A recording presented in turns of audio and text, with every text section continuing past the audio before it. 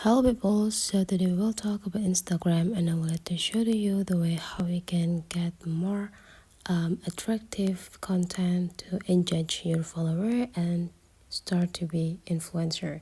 So you just need to go open your Instagram application, and the next thing you need to do is just uploading a content for your feed here. You just need to go click the plus button and then make sure that you are visiting a good place on your city to have a dinner, breakfast, lunch, or just have a coffee, and take a picture of the menu that you order, and you just need to post it. You just need to go click next, and you just need to do a simple editing if you need it to make it just more attractive, and then you just need to go click next again.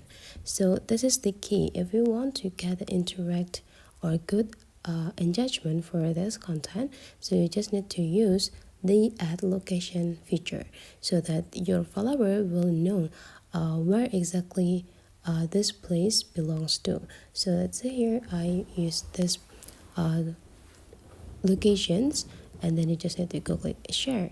So those content will be highlighted into those location, and whenever someone tap into this location, they will gonna find the collections of what they can get into those type of location.